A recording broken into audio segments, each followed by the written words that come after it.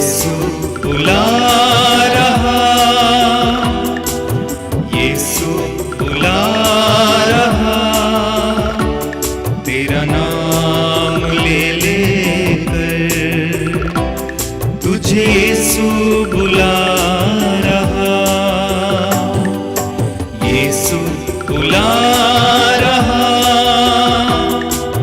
यीशु बुला रहा, तेरा नाम ले लेकर तुझे यीशु बुला रहा। क्या पाएगा तू जीत कर इस दुनिया को, क्या लाभ होगा खोकर आत्मा को। तू आजा यीशु के पास, तुझे यीशु बुला रहा। तू आजा यीशु के पास, तुझे यीशु बुला रहा, यीशु बुला रहा, यीशु बुला रहा, तेरा नाम ले लेकर तुझे यीशु बुला रहा, तेरा नाम ले लेकर तुझे यीशु बुला रहा।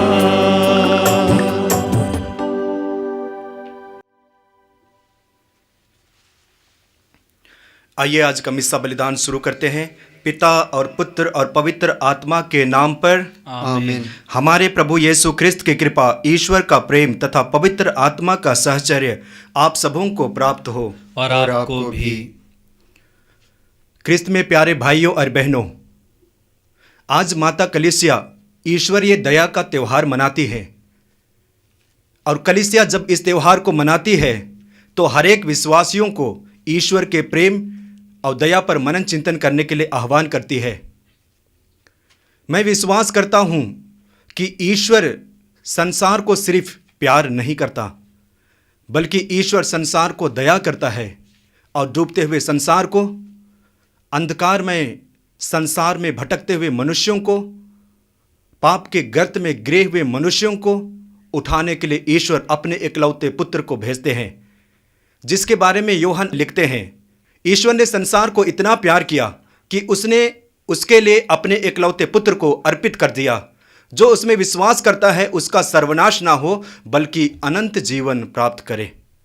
यूहन्ना आगे भी बताते हैं, यूहन्ना के सुसमाचार अध्याय 1:14 में हम पढ़ते हैं, शब्द ने शरीर धारण कर मनुष्यों के बीच निवास किया और हमने उसकी महिमा देखी है।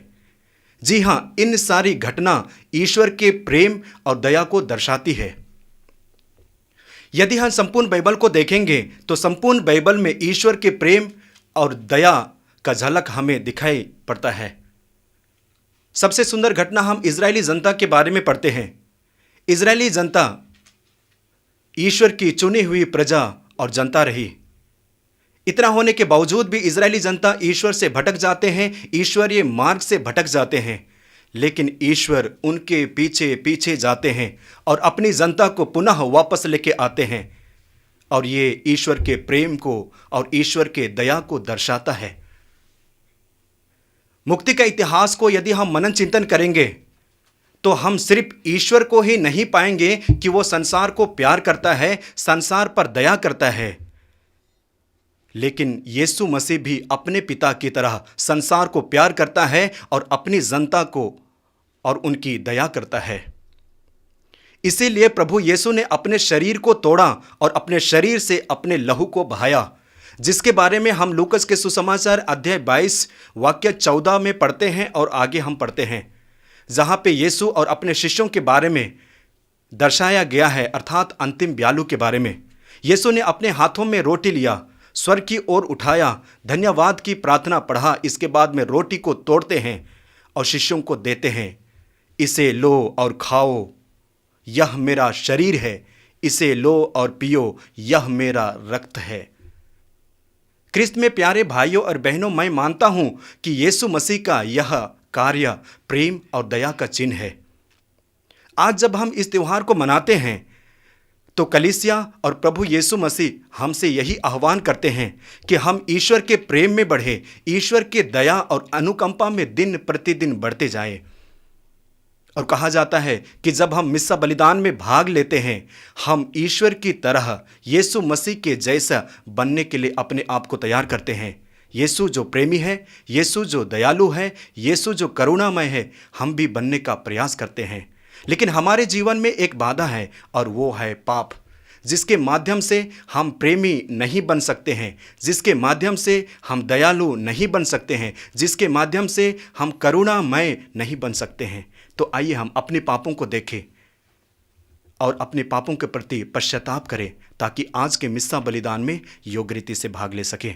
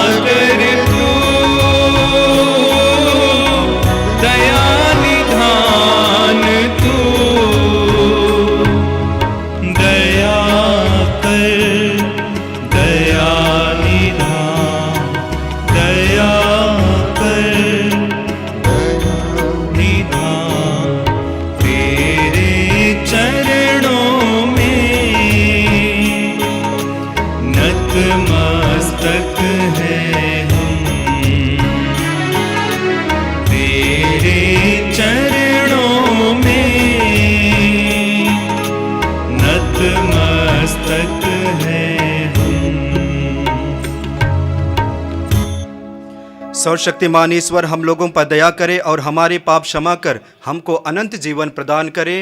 आमीन।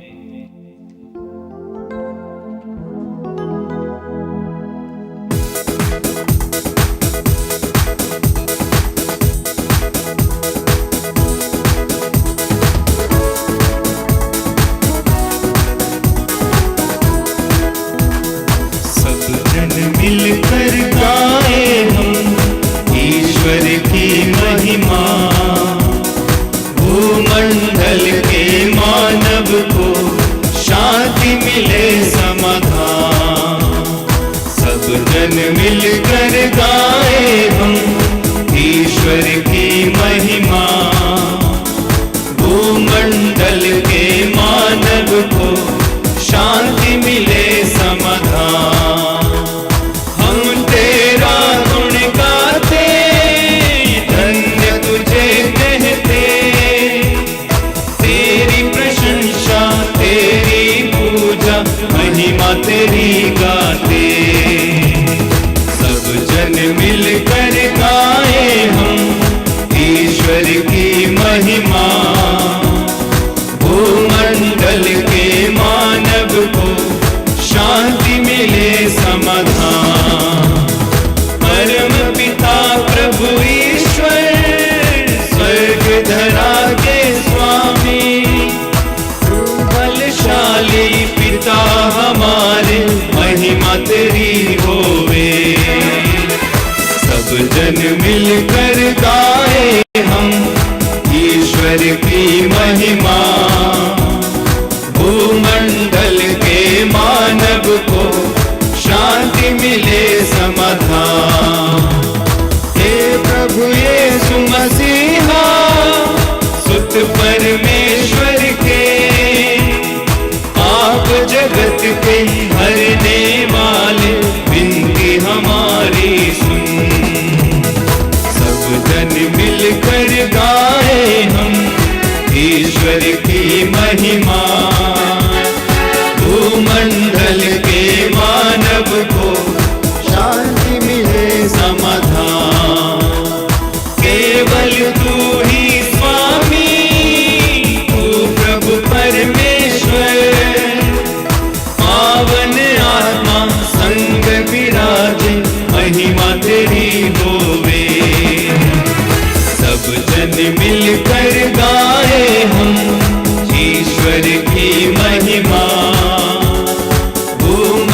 मंगल के मानव को शांति मिले समाधान, शांति मिले समाधान, शांति मिले समाधान। हम प्रार्थना करें। हे सर्वशक्तिमान ईश्वर, तो पुनरुत्थान के पर्व द्वारा अपने भक्तों का विश्वास दीप अधिक प्रज्वलित करता है। हम पर अपने कृपा दानों की वर्षा कर और ऐसा ज्ञान दे कि हम भली भांति समझे कि किस जल से हम स्वच्छ हुए हैं, किस आत्मा से हमारा नवजन्म और किस रक्त से हमारा त्राण हुआ है। हमारे प्रभु और तेरे पुत्र यीशु क्रिस्त के द्वारा, जो ईश्वर होकर तेरे तथा पवित्र आत्मा के साथ युगानुयुग जीते रहते और राज्य करते हैं।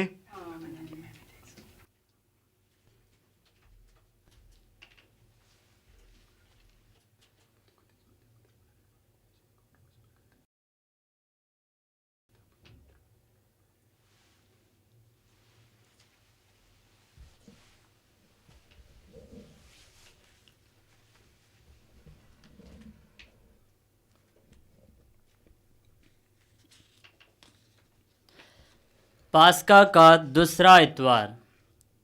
पहला पाठ प्रेरित चरित, अध्याय 2, पद संख्याएँ 42 से 47 तक। नए विश्वासी दत्तचित होकर प्रेरितों की शिक्षा सुना करते थे, भातृत्व के निर्वाह में ईमानदार थे और प्रसाद वितरण तथा सामूहिक प्रार्थनाओं में नियमित रूप से सम्मिलित हो जाया करते थे। सबों पर विस्मय छाया रहता था, क्योंकि प्रेरित बहुत से चमत्कार एवं चिन्ह दिखाते थे। सब विश्वासी एक हृदय थे। उनके पास जो कुछ था उनमें सबों का साझा था। वे अपनी चल अचल संपत्ति बेचते थे और उसकी कीमत हर एक की ज़रूरत के अनुसार सबों में बांटते थे। वे सब मिलकर प्रतिदिन मंदिर जाया करते थे और निजी घरों में प्रसाद वितरण में सम्मिलित होकर निष्कपट हृदय से आनंदपूर्वक एक साथ भोजन करते थे। वे ईश्वर की स्तुति किया करते थे और सारी जनता उन्हें बहुत मानती थी। प्रभु प्रतिदिन उनके समुदाय में ऐसे लोगों को मिला देता था जो मुक्ति प्राप्त करने वाले थे। यह प्रभु की वाणी है। ईश्वर को धन्यवाद।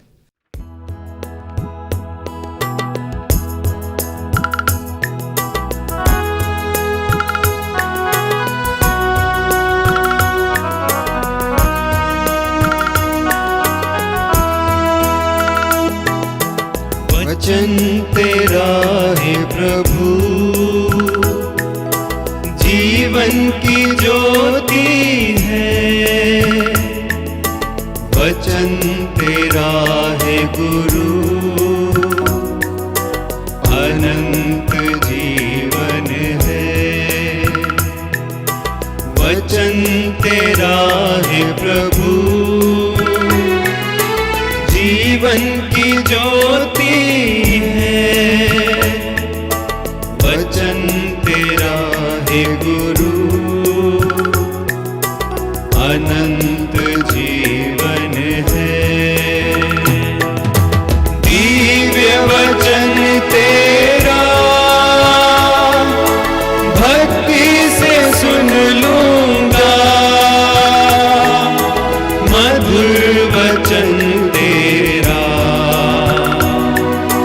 दिल से मैं मानूंगा। दिव्य वचन तेरा भक्ति से सुन लूंगा, मधुर वचन तेरा दिल से मैं मानूंगा। भूख मिटाता है,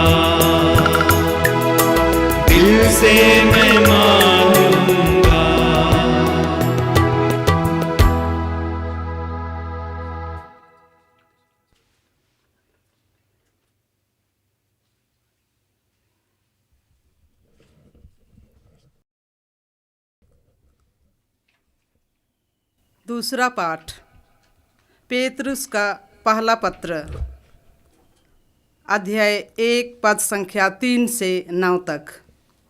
पाठ का मूल सारांश है, ईश्वर ने हमारे प्रभु मसीह द्वारा अपनी महती दया से हमें एक नया जीवन प्रदान किया है।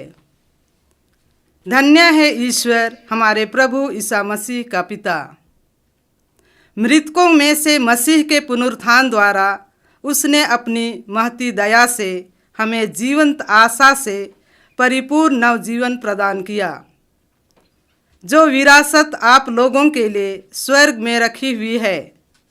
वह अक्षय, अदूषित तथा अविनाशी है। आपके विश्वास के कारण ईश्वर का सामर्थ्य आपको उस मुक्ति के लिए सुरक्षित रखता है जो अभी से प्रस्तुत है और समय के अंत में प्रकट होने वाली है। यह आप लोगों के लिए बड़े आनंद का विषय है। हालांकि अब थोड़े समय के लिए आपको अनेक प्रकार के कष्ट सहने पड़ते हैं। यह इसलिए होता है कि आपका विश्वास परीक्षा में खरा निकले। सोना भी तो आग में तपाया जाता है और आपका विश्वास नाश्वर सोने से कहीं अधिक मूल्यवान है।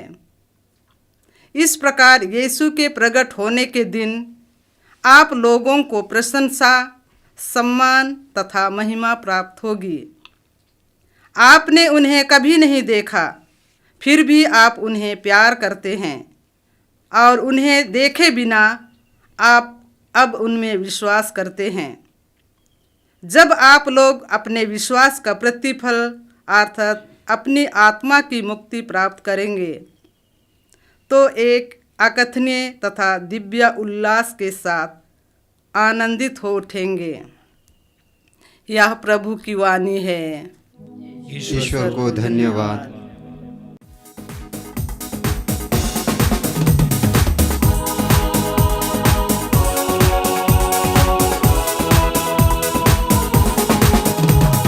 हालेलुया स्तुति गाए हम, यीशु की स्तुति गाए हम। हालेलुया स्तुति गाए हम, यीशु की स्तुति गाए हम। Hallelujah, hallelujah, hallelujah, hallelujah, hallelujah, hallelujah. यीशु के पास आओ और मुक्ति को अपनाओ। यीशु के पास आओ और मुक्ति को अपनाओ। आशीष देगा, साथ चलेगा, कभी नहीं छोड़ेगा। आशीष देगा, साथ चलेगा, कभी नहीं छोड़ेगा। हालेलुया स्तुति गाए हम, यीशु की स्तुति गाए हम। Hallelujah, hallelujah, hallelujah, hallelujah, hallelujah, hallelujah.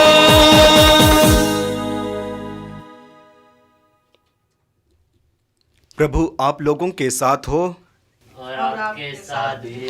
संत योहन के अनुसार आज का पवित्र सुसमाचार। प्रभु की जय। अध्याय 20 वाक्यांश 19 से 31 तक। 8 दिन बाद यीशु आए। उसी दिन अर्थात सप्ताह के प्रथम दिन संध्या समय, जब शिष्य यहूदियों के भय से द्वार बंद एकत्र थे, यीशु उनके बीच आ खड़े हो गए। उन्होंने शिष्यों से कहा, तुम्हें शांति मिले। इसके बाद उन्हें अपने हाथ और अपनी बगल दिखाई। प्रभु को देखकर शिष्य आनंदित हो उठे। यीशु ने उनसे फिर कहा, तुम्हें शांति मिले। जैसा पिता ने मुझे भेजा है वैसे ही मैं भी तुम्हें भेजता हूँ। यह कहने के बाद यीशु ने उन पर फूंक कर कहा, पवित्र आत्मा ग्रहण करो। तुम जिन लोगों के पाप क्षमा करोगे वे अपने पापों से मुक्त हो जाएंगे, और जिन लोगों के पाप क्षमा नहीं करोगे वे अपने पापों से बंधे रहेंगे।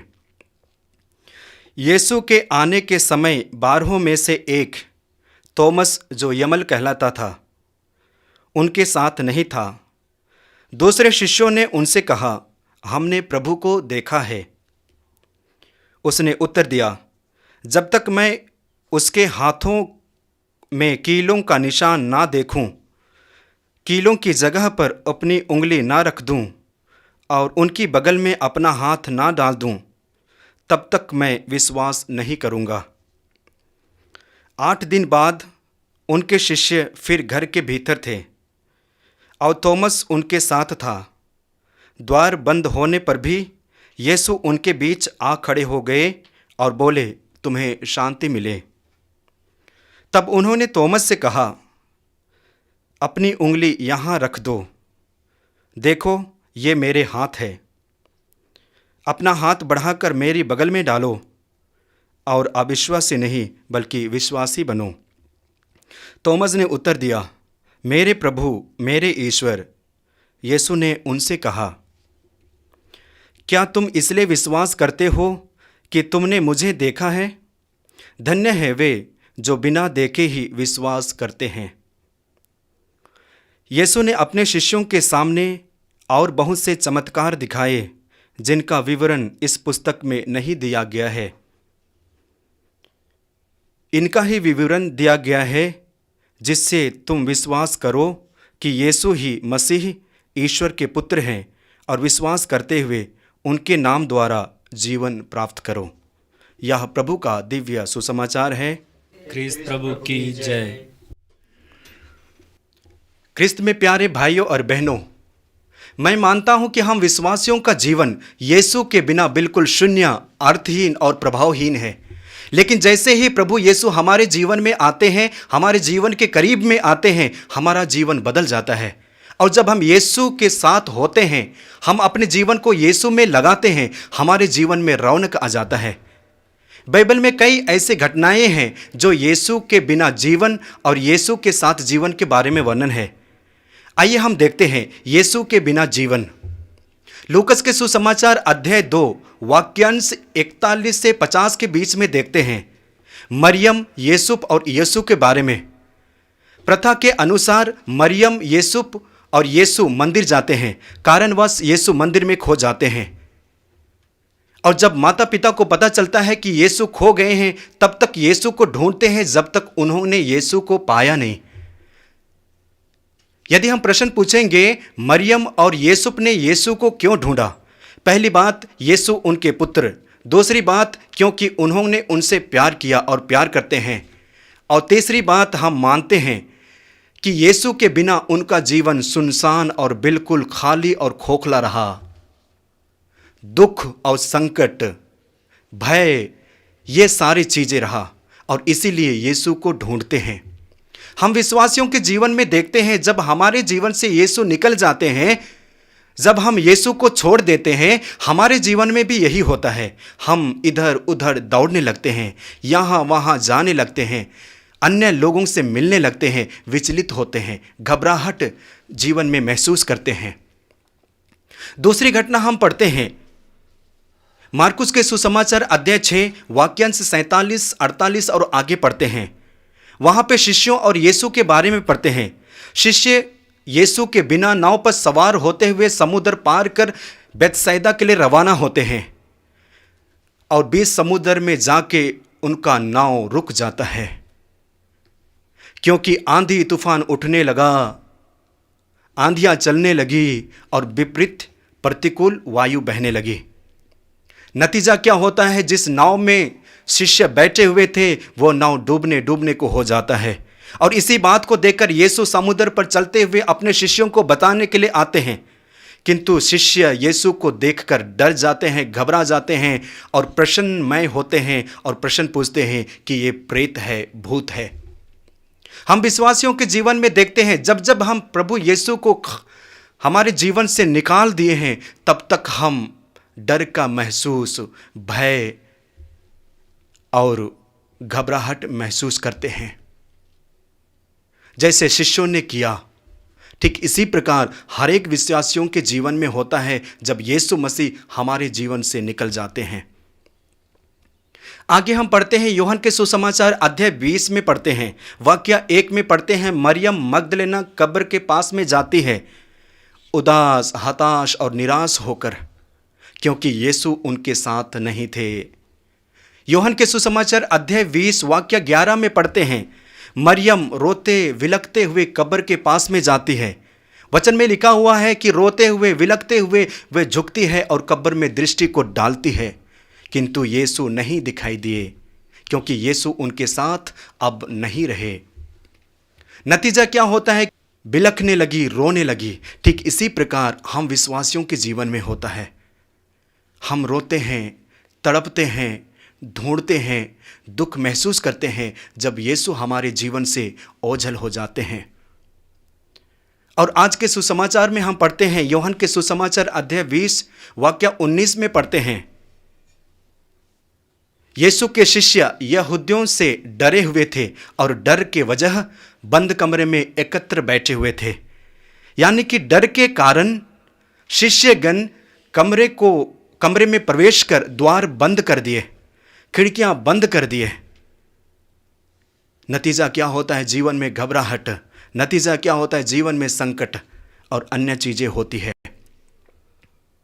ठीक इसी प्रकार जब हम विश्वासी यीशु को हमारे हृदय से निकालते हैं, हम भी डरे हुए होते हैं, हमारे सारे दरवाजों को बंद करते हैं, प्रेम के दरवाजा को, दया के दरवाजा को, करुणा के दरवाजा को और अन्य दरवाजों को बंद करते हैं और सिकुड़ कर बैठ जाते हैं। लेकिन यीशु प्रेरणा देते हैं कि मैं तुम्हारे साथ हूं, डरो नहीं। बाइबल में दूसरी घटनाओं को देखते हैं, यानी कि यीशु के साथ जीवन, और इसके बारे में कई घटनाएं हम बाइबल में पढ़ते हैं। पहली घटना हम पढ़ते हैं, आज के सुसमाचार में ही पाते हैं। शिष्यगण कमरे में बंद है, यीशु उस कमरे में प्रवेश करते हैं और अपने आप को, अपनी तथ्य को बताते हैं, देखो, निशानों को दिखाते हैं। और निशानों को देखकर शिष्य विश्वास करने लगते हैं और एकाएक आनंदित उठते हैं।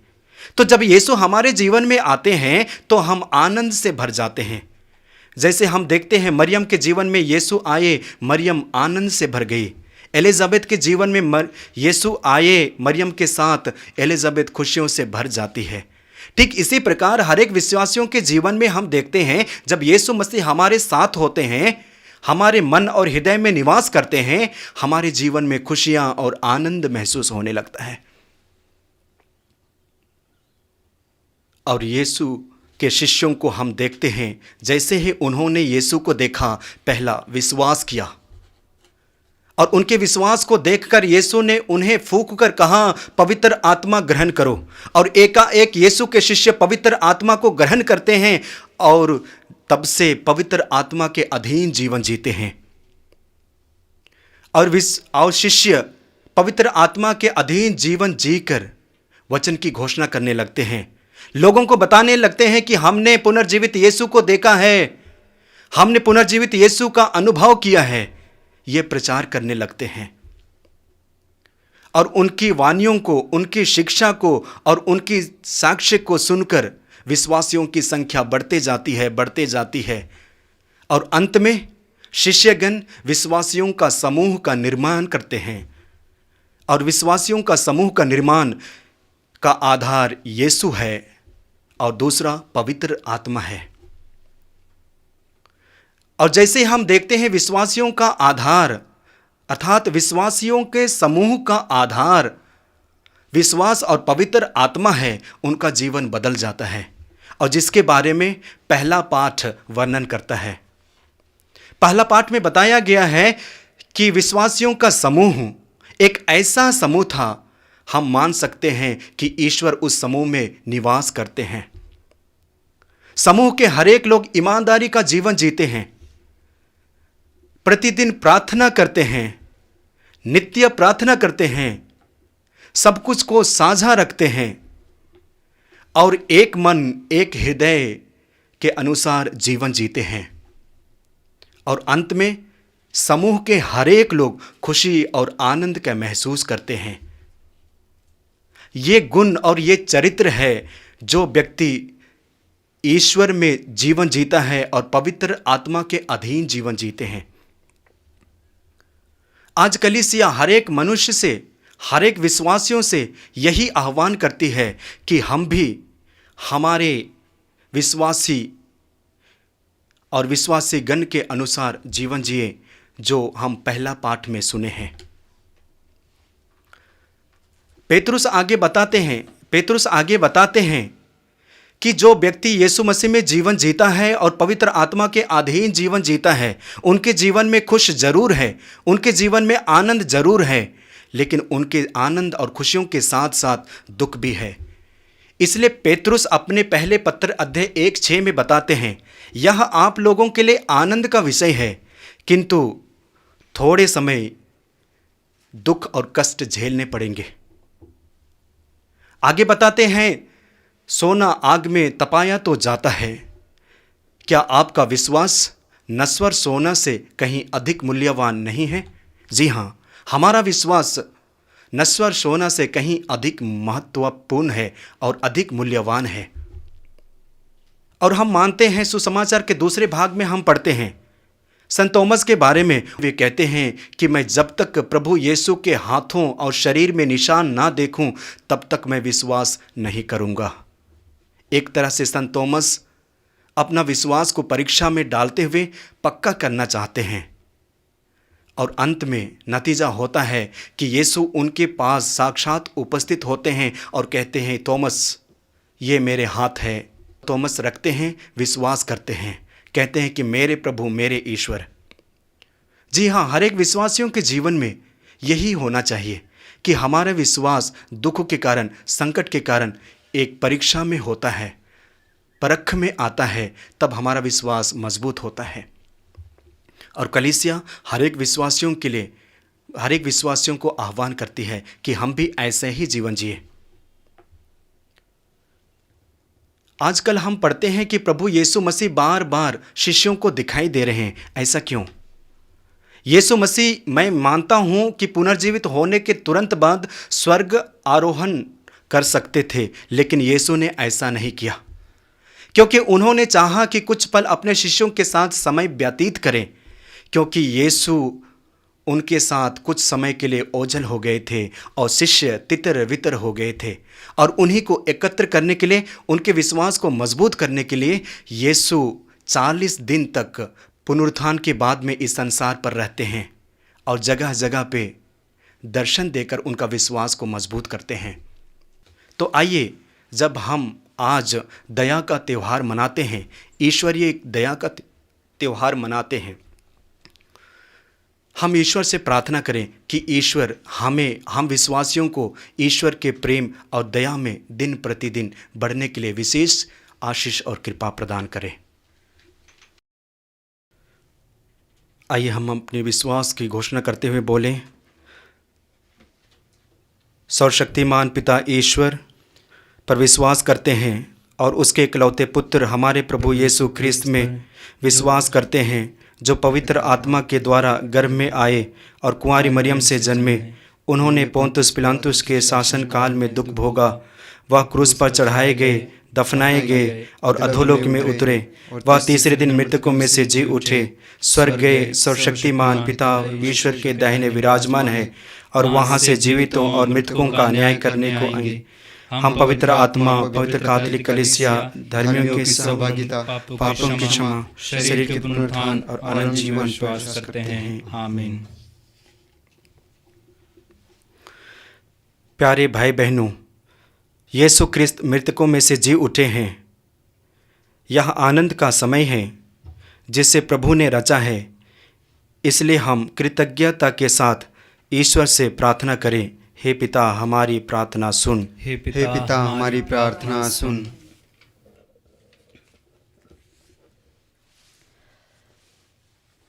प्रभु ख्रिस्त ने क्रूस की पीड़ा और अपमान को सबके मुक्ति एवं विजय में बदल दिया।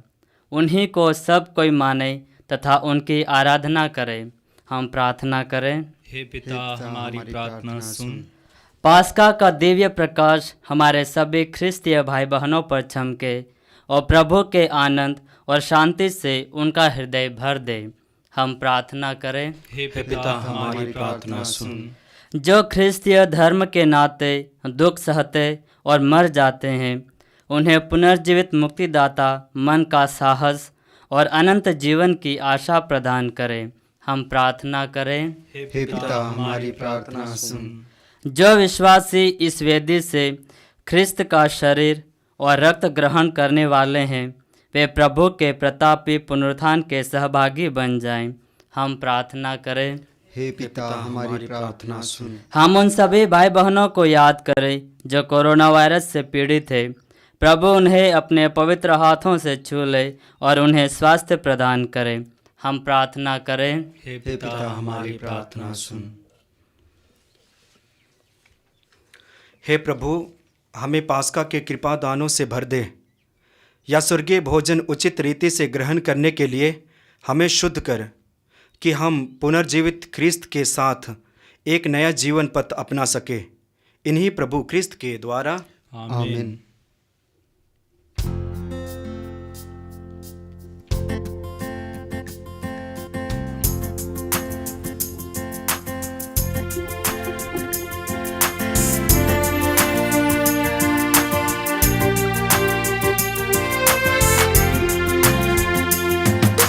जो मिला जीवन मुझे अर्पित है तुझ पे ना, जो है मेरा सो है तेरा, दाखला सौ रोटी के साथ। ये जो है मेरा मन, कर दो इसे पावन,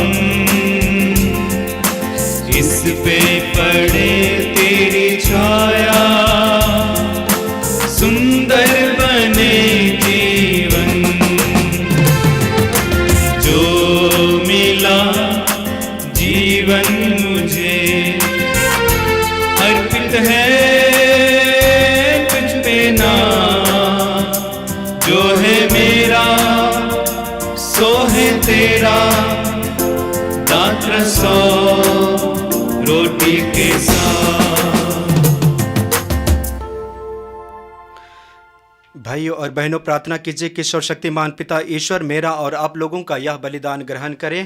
प्रभु अपने नाम की स्तुति तथा महिमा के लिए और हमारे तथा अपनी समस्त पवित्र कलीसिया के लाभ के लिए आपके हाथों से यह बलिदान ग्रहण करें। हे प्रभु, अपनी प्रजा के उपहार दया पूर्वक ग्रहण कर। इन्होंने तुझ पर विश्वास कर बपतिस्मा द्वारा नया जन्म लिया है। इन्हें ऐसा वर दे, ये अनंत सुख प्राप्त करें, हमारे प्रभु क्रिस्त के द्वारा आमीन। प्रभु आप लोगों के साथ हो और आपके साथ भी। प्रभु में मन लगाइए, हम प्रभु में मन लगाए हुए हैं। हम अपने प्रभु परमेश्वर को धन्यवाद दें। यह उचित और आवश्यक है। हे पूज्य पिता, यह परम उचित है, हमारा कर्तव्य तथा कल्याण है कि हम प्रतिदिन और विशेष करके इस अवसर पर अधिक समारोह के साथ तेरा गुणगान करें। जब यीशु ख्रिस्त हमारे पास्का का मेमना बलि चढ़ाए गए हैं, इन्हीं के द्वारा जीवंत ईश्वर के लिए तेरे ज्योति पुत्र उत्पन्न होते और विश्वासियों के लिए स्वर्ग राज के प्रांगण खुल जाते हैं। क्योंकि इनकी मृत्यु द्वारा हम मृत्यु से मुक्त हुए हैं और इनके पुनरुत्थान द्वारा हम सब जी उठे हैं। इसीलिए पास्का के आनंद से विभोर होकर विश्व का कोना कोना उमंग से फूला नहीं समाता और स्वर्ग के समस्त दूतगण तेरी स्तुति करते हुए निरंतर एक स्वर से गाते हैं। पावन अति पावन प्रभु ईश्वर अखिलेश्वर, पावन अति पावन प्रभु ईश्वर अखिलेश्वर। स्वर्ग धरा के कोने कोने गूंजे तेरा नाम, परमेश्वर की महिमा गरिमा फैले तीनों धाम, फैले तीनों धाम। पावन अति पावन प्रभु ईश्वर अखिलेश्वर, धन्य है वह जो आता है परमेश्वर के नाम, परमेश्वर की महिमा गरिमा फैले तीनों धाम, फैले तीनों धाम। पावन अति पावन प्रभु ईश्वर अखिलेश्वर, पावन अति पावन प्रभु ईश्वर अखिलेश्वर।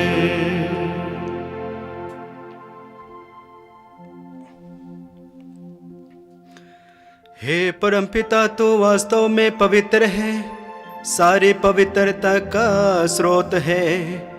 हम तुझसे निवेदन करते हैं, तू यह उपहार अपनी आत्मा के संस्पर्श से पवित्र कर दे, कि यह हमारे प्रभु यीशु क्रिस्त का शरीर तथा रक्त बन जाए। जिस रात को यीशु स्वेच्छा से मृत्यु के लिए सौंपे गए, उन्होंने रोटी ली, तुझे धन्यवाद दिया और रोटी तोड़कर उसे अपने शिष्यों को देते हुए कहा, तुम सब इसे लो और खाओ, यह मेरा शरीर है जो तुम्हारे लिए बलि चढ़ाया जाएगा।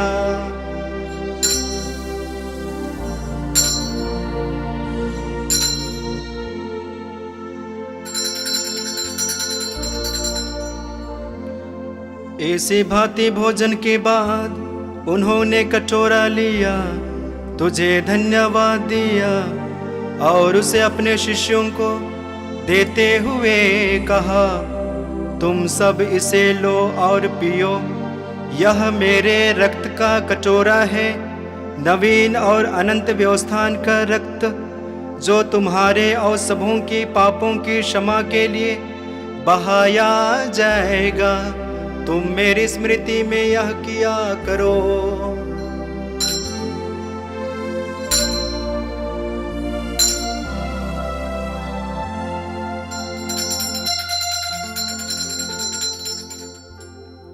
यह है हमारे विश्वास का रहस्य। ख्रिस्त प्रभु मर गए, ख्रिस्त प्रभु जी उठे, ख्रिस्त प्रभु महिमा के साथ फिर आएंगे। हे परमपिता, यह आज्ञा मानकर हम अपने प्रभु की मृत्यु और पुनरुत्थान की स्मृति में तुझे जीवन की रोटी और मुक्ति का कटोरा चढ़ाते हैं। हम तुझे धन्यवाद देते हैं कि तूने हमें अपने सम्मुख उपस्थित होने और अपनी सेवा करने का सौभाग्य प्रदान किया है। हमारा नम्र निवेदन है कि हम सब जो ख्रिस्ट का शरीर तथा रक्त ग्रहण करते हैं, पवित्र आत्मा के द्वारा एकता के सूत्र में बंधे रहें।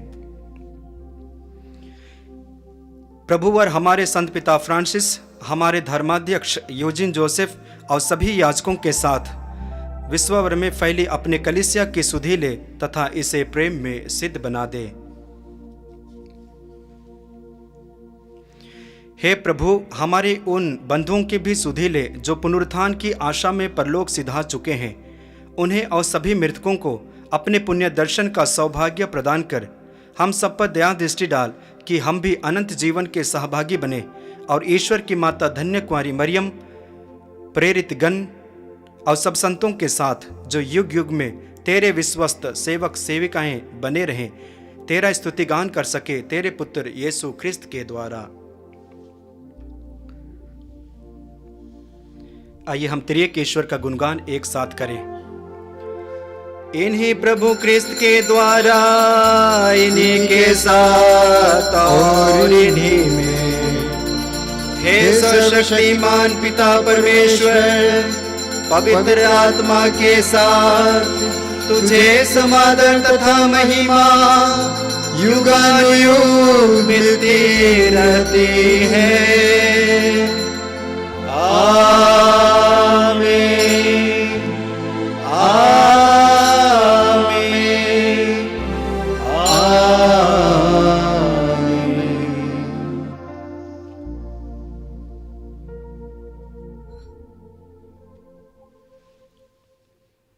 आइए हम प्रभु यीशु के द्वारा सुंदर सा सिखाई गई प्रार्थना को एक साथ बोले। हे हमारे पिता जो स्वर्ग में है, तेरा नाम पवित्र किया जावे, तेरा राज्य आवे, तेरी इच्छा जैसे स्वर्ग में है वैसे इस पृथ्वी पर भी पूरी हो। हमारा प्रतिदिन का आहार आज हमें दे, और हमारे अपराध हमें क्षमा कर जैसे हम भी अपने अपराधियों को क्षमा करते हैं, और हमें परीक्षा में ना डाल परंतु बुराई से बचा। हे प्रभु, हम तुझसे प्रार्थना करते हैं, सभी बुराइयों से हमें बचा और इस जीवन में हमें कृपा पूर्वक शांति प्रदान कर। हम तेरी दया से सदा पाप से दूर और हर विपत्ति से सुरक्षित रहें, और उस दिन की प्रतीक्षा करते रहें जब हमारे मुक्तिदाता यीशु ख्रिस्त फिर प्रकट होकर हमारी मंगलमय आशा पूरी करेंगे। क्योंकि तेरा राज्य, तेरा सामर्थ्य और तेरी महिमा अनंत काल तक बनी रहती है। हे प्रभु यीशु क्रिस्त ने अपने प्रेरितों से कहा है, मैं तुम्हारे लिए शांति छोड़ जाता हूँ, अपनी शांति तुम्हें प्रदान करता हूँ। तो हमारे पापों पर नहीं, अपनी कलीसिया के विश्वास पर दृष्टि डाल और उसे शांति तथा एकता प्रदान कर, तो जो युगानुयुग जीता रहता और राज्य करता है। आमीन। प्रभु की शांति सदा आप लोगों के साथ रहे और आपके साथ भी। आइए हम परस्पर प्रेम भाव रखें। हे ईश्वर के मेमने जो संसार के पाप हर लेता है, हम पर दया कर। हे ईश्वर के मेमने जो संसार के पाप हर लेता है, हम पर दया कर। हे ईश्वर के मेमने जो संसार के पाप हर लेता है, हमें शांति प्रदान कर। देखिए, ईश्वर का मेमना जो संसार के पाप हर लेते हैं। धन्य है वे जो प्रभु के इस भोज में बुलाए जाते हैं। हे प्रभु, मैं इस योग्य नहीं हूँ कि आप मेरे यहाँ आवे, किंतु एक शब्द कह दीजिए और मेरी आत्मा चंगी हो जाएगी।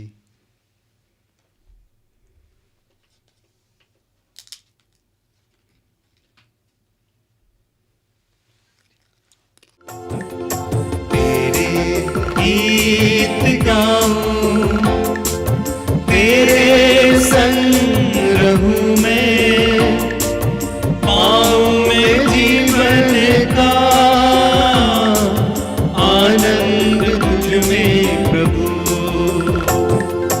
तेरे गीत गाऊं, तेरे संग रहूं मैं, पाऊं मैं जीवन का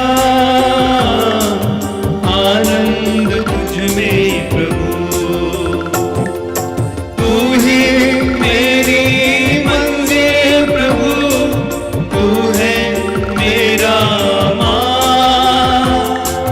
तू ही मेरी मंजिल प्रभु, तू है मेरा माँ।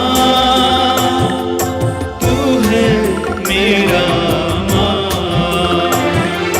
तेरे गीत गाऊं, तेरे संग रहूं मैं, पाऊं मैं जीवन का आनंद तुझ में प्रभु।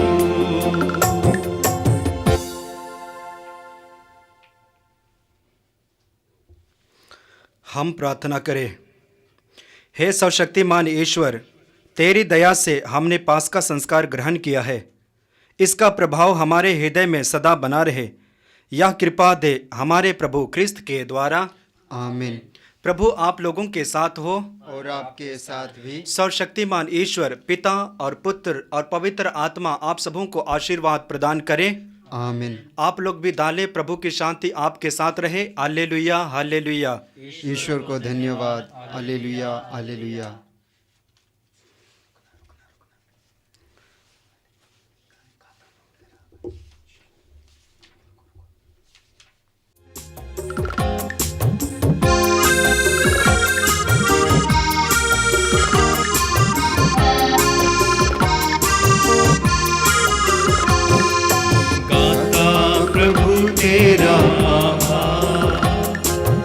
मन मेरा शत शत बार सांसों की मेरी सरगम नमन करे बारंबार गाता प्रभु तेरा आभार बागों के फूलों से आकाश के पक्षियों से ज्यादा प्यार तूने दिया प्रभु सृष्टि की शोभा से तारों की आभा से मुझको है तूने सजाया गाता प्रभु तेरा आभार मन मेरा शत शत बार सांसों की मेरी सरगम नमन करे बारंबार